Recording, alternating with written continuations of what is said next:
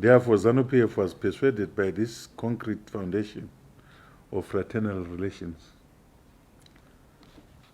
And this special dialogue session enforced the cordial relations we have always had with Zambia. In the past, we have also engaged other former ruling parties in Zambia. And therefore, this should not come as a surprise that we met a fellow ruling party in Zambia. And we are going to continuously do the same in the near future.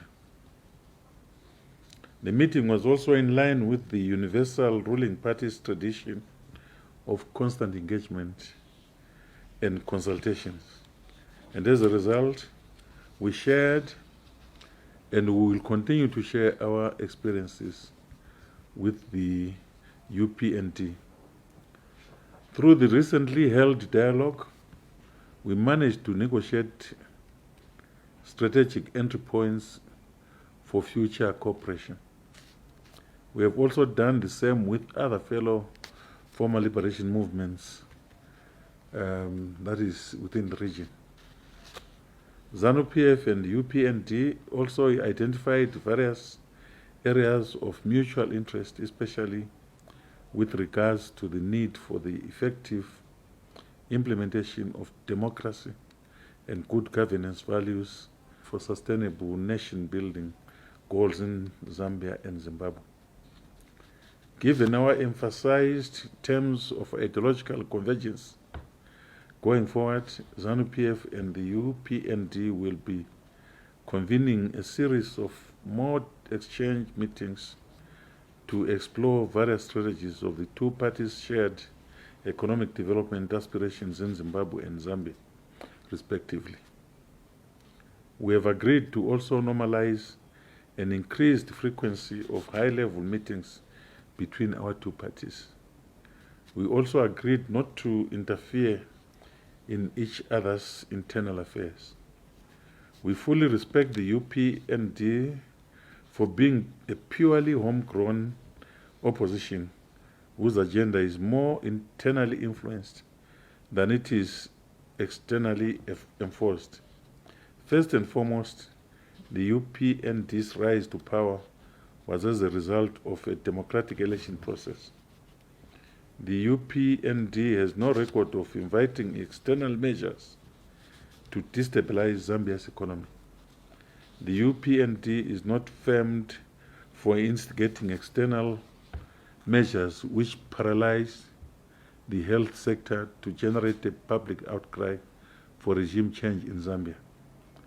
The UPND's rise was never influenced by external pressure which compromised the rights of the ordinary men, women, and children in Zambia. Therefore, we respect the UPND's legitimacy and the integrity to govern, and we will be committed to support it whenever need continues to arise at any moment. As you will realize, there's quite a number of Zimbabwean citizens in Zambia. Some have been naturalized, some have permits to stay in Zambia. And even in Zimbabwe, we have quite a number of Zambians who are working in various sectors of our economy, and we treat them as part of Zimbabweans. And this in itself brings the two sister countries together for our cultural, traditional, and economic development. Thank you very much for your attention.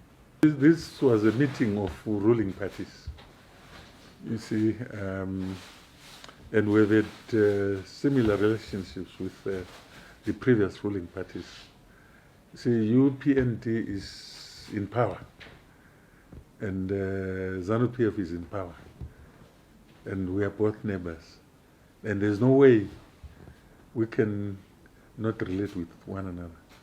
And I think the Zambian component of our dialogue was quite clear on what type of relationship they want to see between us. They were in fact excited about this engagement, And we will soon be having their national chairman coming to pay a courteous call on our national chairperson to further progress this dialogue. So we are serious, and I think this is also authorized by our principals.